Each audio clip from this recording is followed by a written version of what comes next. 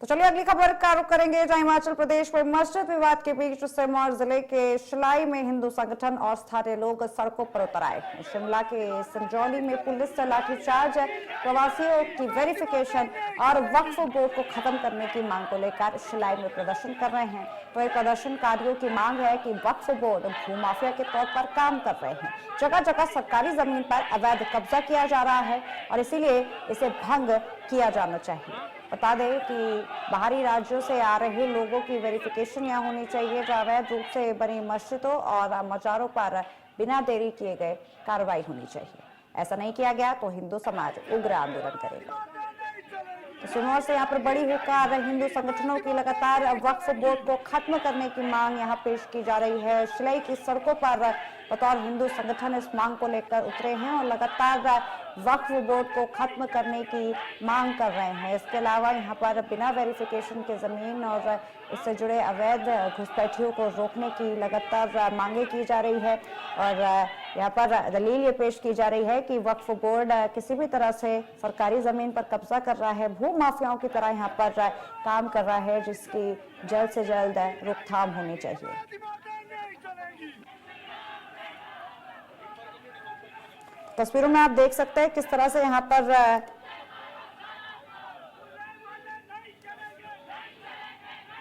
उग्र धरना हो रहा है। लगातार विरोध प्रदर्शन देखा जा रहा है वक्फ बोर्ड और अवैध घुसपैठियों को लेकर, जहां पर शिलाई से ये मौजूदा तस्वीरें आप देख सकते हैं। लगातार पुलिस दस्ते इस पूरी रैली पर, इस धरना रैली पर नजर बनाए हुए हैं। बता दें वक्फ बोर्ड और अवैध घुसपैठियों को लेकर हिमाचल के अंदर लगातार एक के बाद एक प्रदर्शन देखे जा रहे हैं।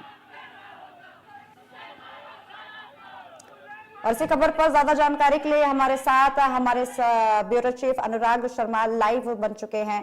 अनुराग, क्या कुछ अपडेट इस पूरी खबर पर सामने आ रही है? पहले अवैध मस्जिद को लेकर, तो वहीं अब वक्फ बोर्ड को लेकर बड़ा रूप इस धरने को दिया जा रहा है। बिल्कुल, देखिए सृष्टि, अगर आप 15 दिन हो गए, 18 दिन होने लगे हैं और अभी भी जो है ये मामला शांत होने को नहीं आ रहा है, क्योंकि लगातार जो है हिंदू संगठन अलग अलग तरीके से अलग अलग जगह पर रोष प्रदर्शन कर रहे हैं। अगर आप इसको सिलसिलेवार समझेंगे अगर सृष्टि, तो आप ये देखेंगे कि सबसे पहले ये बात शुरू कहां से हुई थी।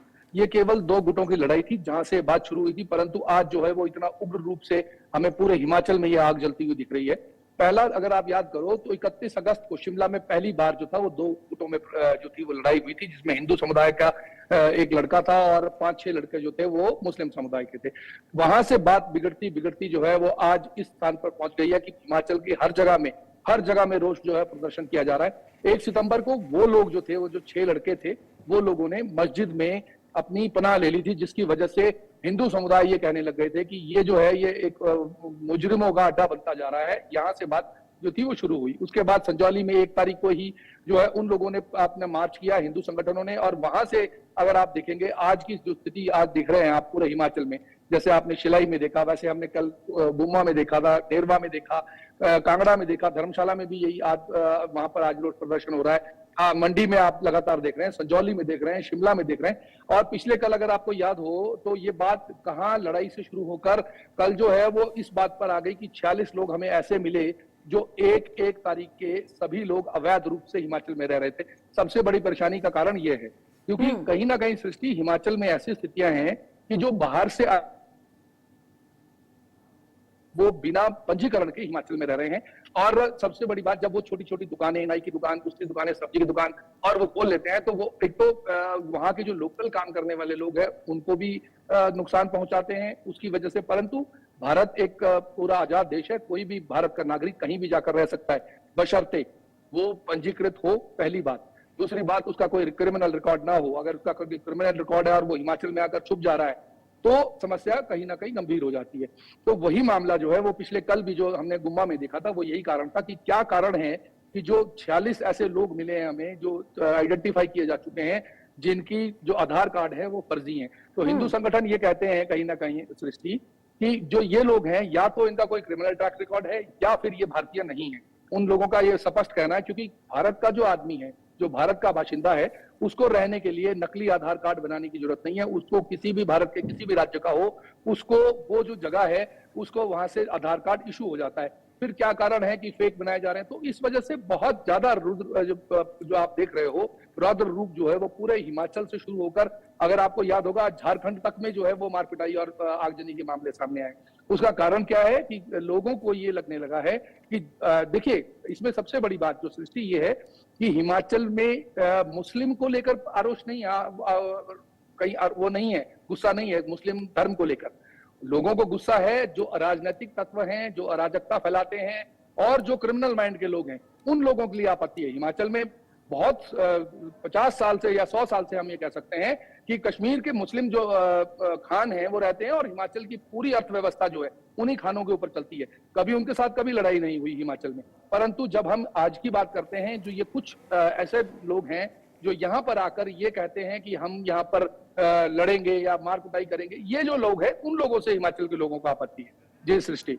लेकिन यहाँ पर अनुराग जी, जो ये पूरा मामला सामने आया है, क्या ये यहाँ पर धार्मिक असहिष्णुता का रूप नहीं ले रहा है? भले ही यहाँ पर कानूनन ये चीजें उजागर भी हो रही हैं जो सही नहीं है और इस पर अब आगे कार्रवाई भी होगी, लोग बढ़ चढ़कर सामने भी आ रहे हैं, लेकिन मोटे तौर पर ये धार्मिक असहिष्णुता भी तो है।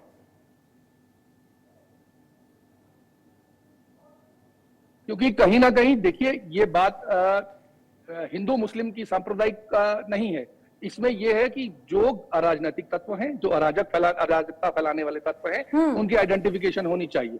सबसे पहली बात है कि उनकी आइडेंटिफिकेशन होनी चाहिए। वो सबसे पहला मुद्दा इन्हीं का यही है कि क्या कारण है कि हिमाचल में आकर मुस्लिम रह रहे हैं और यहाँ पर आकर अभी तक उन्होंने अपनी पंजीकरण नहीं कराया।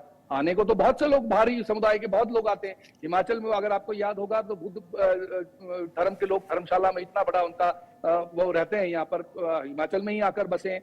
तो इस तरह की ऐसी कोई वो धार्मिक असहिष्णुता तब कंसीडर की जा सकती है कि हार्डकोर हिंदू माइंडसेट के लोग अगर किसी को जबरदस्ती दबाने की कोशिश करें।